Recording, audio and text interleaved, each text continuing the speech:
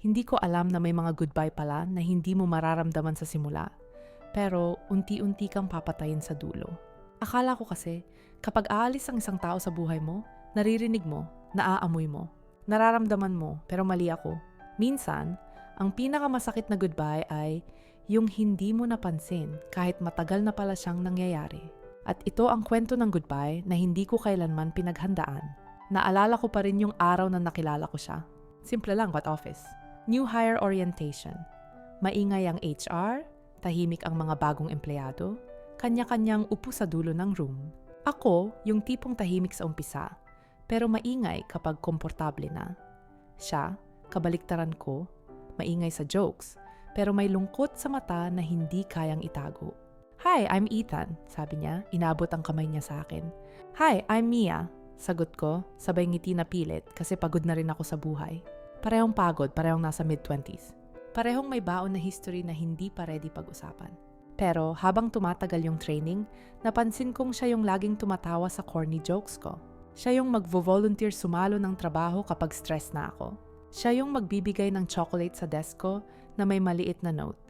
Para sa taong laging malungkot ang mata, pero matapang ang ngiti, hindi ko alam kung kailan nagsimula.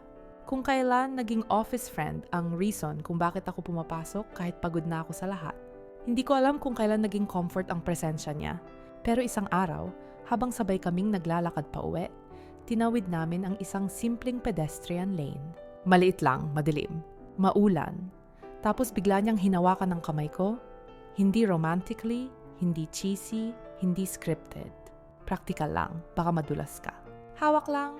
Pero sa ginawa niyang yon, parang may nabago sa mundo ko. Hindi na ako naglakad mag-isa mula noon. At that night, sa unang pagkakataon after a long time, nakapag-pray uli ako. Lord, kung hindi siya para sa akin, bakit ganito? Hindi namin agad tinawag na tayo. Nag-start kami sa mga simpleng bagay. Sabayan na kita sa lunch. Hatid na kita sa sakayan. Text mo ako pag nakauwi ka. Good morning, kain ka ha? At mula sa mga simpleng yan, naging parte na siya ng araw ko. Siya yung unang notification sa umaga at huling chat bago ako matulog. Kapag napagalitan ako sa office, siya yung unang mag-aabot ng soft drinks at sabihing, pag hindi ka nila na-appreciate, problema nila yon, hindi sa'yo. Kapag may problema siya sa bahay, siya rin yung biglang mag-aaya magyosi sa labas. Kahit hindi naman ako nagyoyosi, tatayo lang ako sa tabi niya at makikinig. Sabay naming binubuo yung pangarap na mag-iipon tayo. Magta-travel, bili tayo ng maliit na bahay. Magluluto ka, kakain ako, fair, di ba? At sa gitna ng lahat ng pagod, siya yung pahinga ko. Hindi perfect, nag-aaway din kami. Madalas pa nga sa maliliit na bagay. Hindi pag-reply, wrong tone sa chat, sobrang pagiging close ko sa ibang tao, selos niya sa ex ko. Pero ang kagandahan nun, lagi namin napapag-usapan. Lagi niya akong sinusuyo. Lagi niya akong pinipili, kaya nasanay ako. Nasanay akong kahit anong mangyari, babalik at babalik siya. Hindi ko naisip na minsan, ang taong sanay mong bumabalik, natututong hindi na bumalik. Hindi isang malaking away ang dahilan kung bakit nagbago ang lahat. Maliit lang, maliit na wag na hindi ko pinansin. Isang araw, napansin kong hindi na siya kasing gaan kausap. Nag-chat ako, "Good morning, love?" Seen. Walang reply. Dati, siya yung unang magme-message. Dati, siya yung unang magtatanong, "Kumain ka na? Okay ka lang? May nangyari ba?" Pero napalitan nyo ng, "Busy, sorry. Sorry, nakatulog ako. Sorry, may inaasikaso lang." Alam mo, yung feeling na pinapalitan ka ng mga salitang sorry na hindi mo naman hinihingi? Kahit wala siyang sinasabi, ramdam kong may nababago. Nagiging mas tahimik siya sa mga date namin. Mas matagal niyang tinitingnan ng phone niya kaysa sa akin. Mas madalas siyang tumatawag sa ibang tao kaysa sa akin. At sa bawat okay lang ako, ramdam kong hindi na siya, okay, hindi na kami okay. Pero pinili kong hindi ko pansinin. Kasi takot ako sa sagot kapag tinanong ko ang totoong problema. One Friday, bigla siyang nag-chat. "Di na muna ako makakasabay this week, ha? Marami lang akong kailangan asikasuhin." Normal. Kahit sinong tao may ganong moment. Pero sumunod na linggo, ganon ulit. At sunod, at sunod. Hanggang sa parang nawala siya sa daily life ko. Unti-unti, hindi sabay-sabay. Parang binubura ka ng dahan-dahan, line by line, hanggang wala nang natira. Pero hindi pa rin ako nagtanong, instead, nag-adjust ako. Kung dati, siya yung nauuna mag-chat, ako na ngayon. Kung dati siya yung nagyayaya, ako na ngayon. Kung dati, lahat ng problema niya, sa akin niya sinasabi. Ngayon, ang sagot niya na lang, okay lang ako, promise, pero mata niya ang kumukontra. Isang gabi, nag-dinner kami sa paborito naming karinderya. Simple lang, sinigang, pritong isda, kanin, tahimik buong kain. Hindi pareho sa dati na walang humpay ang kwentuhan. Walang tigil ang asaran. Then I asked, may problema ba tayo? He paused. Tumingin sa akin, yung tingin na parang gustong umamin, pero natatakot sa magiging reaksyon mo. Then he smiled, wala. Pagod lang ako, at sa halip na igit ang kutob ko, ngumiti na lang ako pabalik. Okay, rest ka, ha? At yun na siguro ang una kong pagkakamali. Hindi ko pinaglaban yung sagot. Hindi ko pinaglaban yung katotohanan. Pinili kong maniwala sa pagod lang ako, kahit alam kong hindi lang yun. Isang araw sa office, naiwan niya ang phone niya sa desk namin nung tumakbo siya palabas para sagutin ang tawag sa boss. Hindi ako yung tipo ng taong nanghihimasok sa phone ng iba. Kahit pa kami, may respeto ako sa privacy niya. Pero sa mismong araw na yon, sumigaw ang screen, nag-pop up yung notification. Can't wait to see you again later. Unknown number. Hindi nakasave pero sapat na yung puso. Sapat na yung emoji. Hindi ko pinindot, hindi ko binuksan. Hindi ko hinanap kung sino. Hindi ko kayang makita pa. Hinawakan ko lang ang phone niya, tiningnan sandali, sabay binitawan na parang mainit. Nang bumalik siya sa desk, normal ang kilos ko. Wala akong sinabi, wala akong tanong. Pero alam mo, yung utang na luha na tinatago ng puso mo, doon nagsimula yon. Doon nagsimulang mabuo sa loob ko ang isang tanong na hindi ko alam kung kakayanin ko bang marinig ang sagot. Ako pa ba? O ako na lang? Lumipas ang ilang araw na para kaming dalawang estrangherong magkatrabaho. Nandyan siya pero hindi ko na siya maabot. Nandito ako pero hindi na siya kumakatok. Hanggang isang gabi, nag-chat siya. Pwede ba tayo mag-usap? Yun yung linyang alam mong hindi maganda ang kasunod. Yun yung linya na tinuturo sa atin sa social media, sa mga kaibigan, sa mga meme. Pag sinabi niyang usap, masakit yan. Pero kahit alam ko na, sumagot pa rin ako. Sige, kahit saan, kahit kailan. Nagkita kami sa isang maliit na park sa may bandang likod ng office. Puno ng ilaw, maraming tao. Pero sa gitna ng ingay, parang kaming dalawa lang ang naron. Tahimik muna siyang nakatingin sa kamay niya. Then he said, Mia, may aaminin ako. Ayaw ko na marinig. Ayaw ko na malaman, ayaw ko na siyang maging honest. Kasi alam kong the moment na maging honest siya, hindi na kami babalik sa dati. Pero umupo ako sa tabi niya. Huminga ng malalim. Okay, sabi ko. Sabihin mo, Mia, boses niya lamig ka ba? Hindi ko alam kung paano sasabihin to without hurting you. Sabihin mo na lang, sagot ko. Sasakit naman kahit anong version. He looked at me with eyes that once held so much love, that now held so much guilt.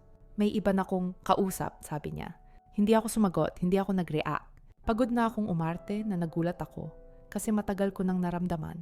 Hindi ko sinasadya, tuloy niya. Nagsimula lang siya sa kwentuhan, sa rant, sa paghingi ng payo. Hanggang sa naging mas madali, kausapin siya kaysa sabihin sa'yo na nahihirapan ako. Doon ako napahigpit ng hawak sa bag ko. So mas madali nang mag-open sa kanya kaysa sa akin? Tanong ko, mahina akong mapait. Hindi ganon, wag mo na akong i-protect. Sabihin mo na lang, he inhaled sharply. Nasasaktan ako, Mia, sabi niya. Hindi dahil mali ka, hindi dahil may ginawa kang masama. Pero kasi, hindi ko nakilala yung sarili ko kapag kasama kita. Para akong binuhusan ng malamig. Ano ibig mong sabihin? Tanong ko. Lagi akong guilty, lagi akong takot magkulang, lagi akong takot na hindi mo makuha. Lahat ng deserve mo, kaya kapag may mali, pakiramdam ko masama na kong tao. Anong kinalaman nun sa pagkakaroon mo ng iba? Hindi ko na napigilan. Doon, hindi niya ako ginagawang masama, sagot niya. Doon, hindi ako laging kulang, hindi ako laging mali. Hindi ako laging hindi sapat, tama siya. Ang sakit pero may katotohanan. Dahil sa sobrang takot kong may iwan, naging mahigpit ako. Naging demanding, naging takot sa kahit anong pagbabago sa kanya. Hindi ko napansin na habang pinipilit kong hawakan siya, unti-unti na pala siyang sumusubok huminga sa iba. Are you leaving me? Tanong ko. That was it, the question. He didn't answer right away. His silence was enough, but I still needed the words. Mia, this time tears filled his eyes. I think we both deserve to be free from this version of us. Hindi, I don't love you anymore? Hindi mas mahal ko siya. Hindi ayoko na, pero sapat na yon. Because we deserve to be free is just a softer way of saying, I don't want to stay. Sa isipan ko, Palagi kong pinipicture ang breakup bilang isang eksena. Sigawan, iyak, pagtakbo, paghabol. Dramang pang pelikula. Pero sa totoong buhay, minsan tahimik lang. Walang sigaw, walang suntok. Walang basag na plato. Minsan, isang mahina lang na okay na sinasabi ng bibig mo habang sumisigaw na ang puso mo ng, "Wag." Sabihin mong kaya pa. Sabihin mong pipiliin mo ko. Sabihin mong ayaw mong matapos to, pero wala. Nakatapat lang kami sa isa't isa, parehong umiiyak, parehong napapagod, parehong nagmamahal, pero hindi na parehong lumalaban. Hindi ko alam paano mabubuhay nang wala ka, bulong ko. Masasanay ka rin, sagot niya. Hindi ko alam paano ka bibitawan. Huwag mo kong hawakan habang pinipilit mong palabasin ko kay, Kapa Mia. Huwag mo kong gawing mas masama sa ginagawa ko na sayo. At dun ko naramdaman na wala na akong laban. Hindi dahil hindi ko siya mahal, kundi dahil pinili na niyang hindi na ako piliin. At ganun pala ang tunay na goodbye. Hindi siya galing sa taong umaalis, kundi sa taong napilitang bumitaw kahit kumakapit pa lahat sa loob niya. Akala ko, pagkatapos ng gabing yon, guguho na ako. At oo, gumuho nga ako, hindi isang bagsak, kundi paunti-unti. Unang linggo, lahat ng lugar may alaala niya. Yung coffee shop na paborito namin. Yung kantong lagi naming nilalakad. Yung aisle sa grocery, kung saan siya laging nauuna magpili ng chips. Kahit ringtone ng messenger, kaya akong pasiktin. Lahat ng tao may hawak na cellphone, parang siya. Lahat ng tumatawa, parang siya. Lahat ng pagod sa tren, parang ako. In fairness sa kanya, hindi na siya nagparamdam. Walang late night kamusta. Walang guilty I miss you. Walang pwede ba tayo mag-usap ulit? At doon ko na-realize, may ibang goodbye na hindi na bumabalik kahit ipagdasal mo pa. Hindi dahil hindi siya nasasaktan, kundi dahil mas pinili niyang tapusin kaysa paulit-ulit kayong masaktan pareho. Minsan, ang tunay na closure ay yung hindi siya bumabalik kasi dun mo lang mahahanap ang sarili mo nang wala siya. Matagal bago ko natanggap ang nangyari. Tinanggap, hindi ibig sabihin wala ng sakit. Ibig lang sabihin, hindi na siya ang inuuna mong sisihin sa bawat paghinga mo. One day, months later, nakita ko siyang muli. Sa mall, may bitbit na bagong bag. Mas payat ng kaunti, pwede ring mas pagod. May kausap siyang iba. Hindi ko alam kung siya yung babaeng nasa notification noon. Hindi ko alam kung girlfriend niya na yon. Hindi ko alam kung masaya na siya. At sa unang beses, hindi ko na sinubukang alamin. Hindi na ako nagtago, hindi na ako umiwas. Naglakad lang ako diretso, hindi ako lumingon. Hindi ako nagbakasakaling tawagin niya ako. Kasi sa totoo lang, hindi ko na kailangan. Hindi na kailangan ng puso kong balikan ang taong piniling umalis. Hindi na kailangan ng kaluluwa kong magpanggap na okay lang kahit hindi. That night, sa bahay, sa harap ng salamin, tumingin ako sa sarili ko. Pulang-pula pa rin ang mata. May bakas pa rin ng mga gabing umiiyak ako mag-isa. Pero may isang bagay na bago.